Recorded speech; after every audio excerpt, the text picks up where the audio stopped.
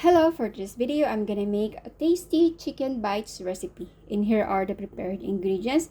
Here I use chicken fillet and cut into bite size, a piece of egg, a tablespoon of squeezed lemon, 2 tablespoons of cornstarch, half cup of flour, and 3 tablespoons of plain yogurt.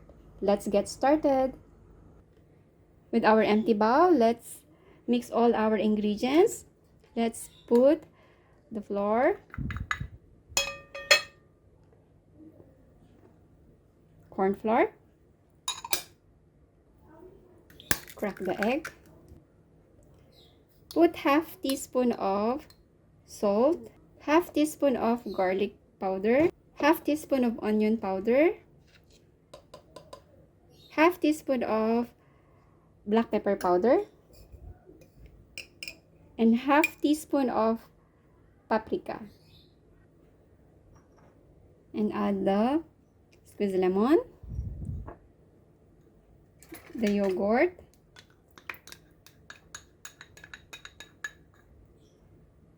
and add coffee cup of water. Now let's combine all together.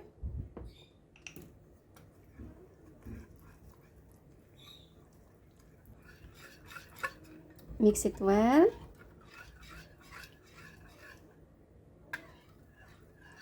And done. And now let's add our chicken. Mix it. Mix it well. And done. Now let's cover. Marinate for 30 minutes. Let's put in the fridge and marinate for 30 minutes. And after 30 minutes, our marinated chicken is ready to fry. With our heated oil, let's fry our marinated chicken.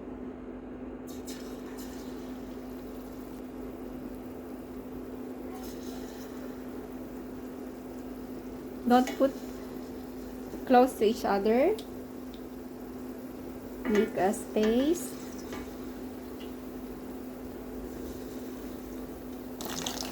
Fry for about 3 to 4 minutes on each side or until it turns to golden brown and medium heat.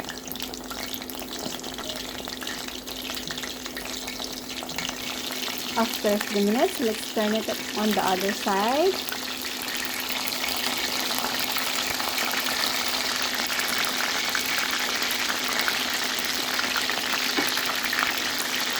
And fry it again for another 3 minutes. And after 3 minutes, let's remove it from the pan and put it on the drying paper.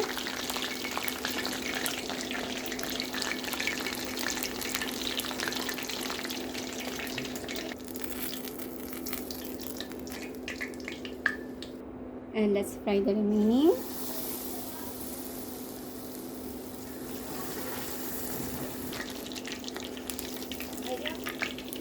And done.